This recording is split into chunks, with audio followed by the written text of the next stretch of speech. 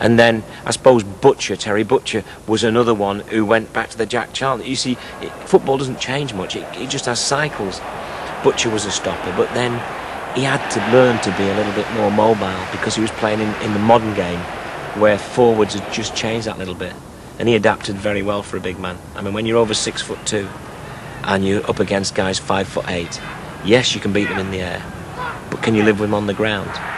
And these are questions that were asked to Terry Butcher, which were probably not asked as much of Jack Charlton because the game had changed. Fullbacks now, very, very important.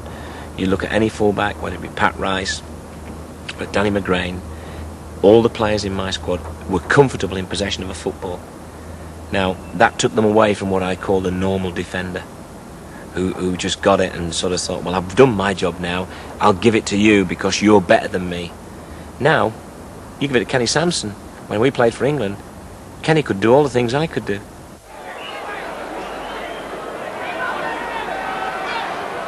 Ricks now. Nice play by Sanson. Super play.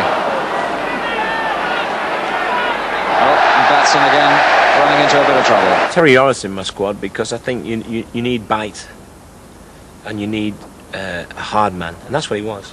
I mean, if you talk to Terry, he will make no secrets about it, you know. His job, he was happier when the other side had got the ball so he could go and win it off somebody somewhere on that football field. And I liked him. I always thought, yeah, I bet if I was at his club and I was picking a five-a-side team, I know I'll pick first. For two reasons. One is he's a good player, but secondly, I'd sooner play with him than against him. And I always felt that when I played against Leeds with Yorra and against Wales.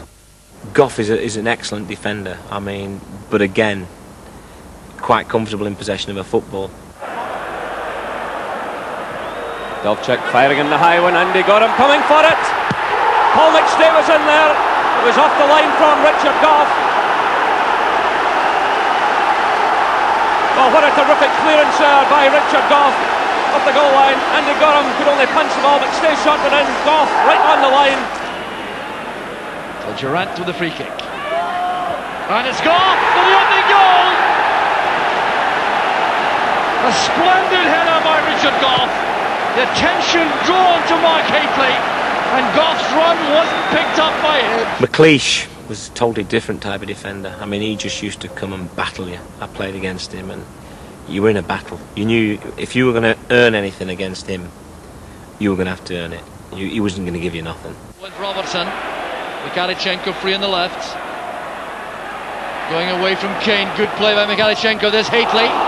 And he was very well marked there by McLeish inside the box. Well, McLeish without question, the hero there for Aberdeen defensively. As that ball was delivered in from the byline, McLeish was on Hateley. A great tackle. Stevens is very much a modern day fullback for me. In goes McAllister. Robertson waited, McAllister didn't. Evans waits in the middle with Keith Wright. Over it goes towards Evans, and it was won by Gary Stevens. A great clearing header there by Gary Stevens.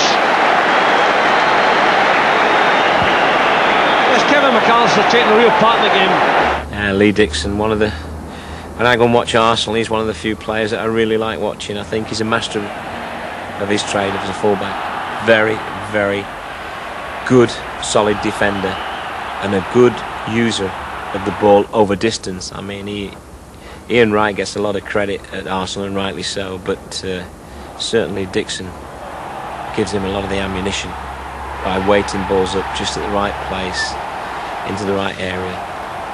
Very, very good player.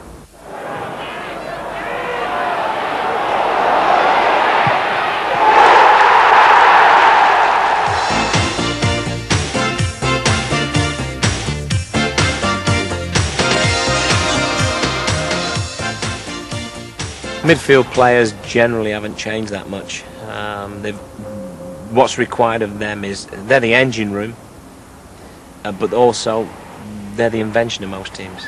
Everything has to come through them, and they're never out of the game, the midfield players, because if you've got the ball, the onus is on them to go and create things, to link things up, to make things happen. And if you haven't got it, they've got to get back Unlike the forwards who can sort of stand up there and look back, they've got to run back and they've got to zone mark, or they've got to be able to tackle. They've got to be able to win it and use it. And if they can only use it and can't win it, they have a problem getting into sides, because there's always a better option for a manager. All the players I've got in this team, apart from possibly the odd one or two, could win it and use it and pass it. Relaxed they may be, Tottenham, but there's a purpose about them as well. And there's Huddle's ball towards Clive Allen. Oh, that was hit straight at Hodge. And a good cross by him, and Waddle coming in at the far side. 1-0. A lot of people might think I wouldn't put Bremner in because of a slight problem we had in the Charity Shield a fair few years ago. But he'd have to be in any squad over the last 25 years as a midfield player. I mean, tremendous general, tremendous leader, and tremendous ability on the ball. Very good vision. Holton to Bremner. Got McGrain square. Bremner played into trouble but out of it. Bremner. Story. And Cooper. Bremner, his clubmate. The ball.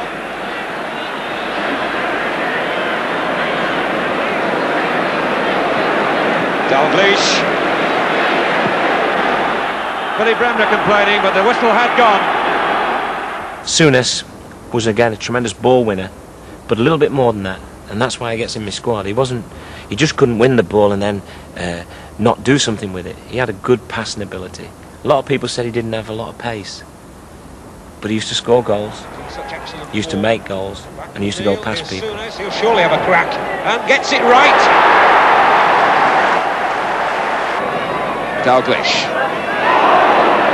Watson had a wave at him. Souness! Trying to jockey one of those positions that he's so good at, and Souness! And I think Robson was my idea of a modern day footballer. I don't mean that disrespectful, but somebody has got to get up and down that pitch. Somebody's got to lead by example. That's what he was. Get the ball, give it. Never asked anybody else to do anything that he couldn't do himself. For Davis, who've got a good position. Robson! That's the goal that Manchester United wanted from their captain after 25 minutes. Corners from the right with his left foot. Oh, Hallworth missed it. Robson. The net was vacant, and it's 3-1. Hallworth absolutely devastated. Waddle, Strachan and Giggs are... They're wingers come midfield players for me. They're all happy playing along a touchline. But if they go inside into midfield and need to get bodies around them, which is invariably the case in midfield, there's always a lot of people around. It doesn't suit everybody, not wingers. Giggs is an exceptional talent. Make no mistake about it. I mean, we're looking at someone who's only at the baby stage of his football career and already doing things that remind you of the really great players.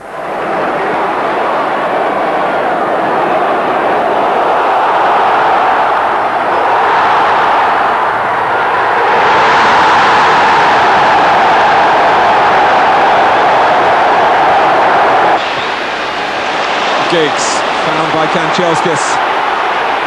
Ryan Giggs going his own way, gets a second chance. 4-1.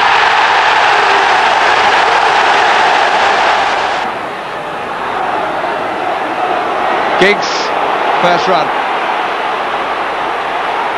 Cantona out on the left flank. That's looking for Kanchelskis on the right. Keane, goal! Waddle's achieved it all.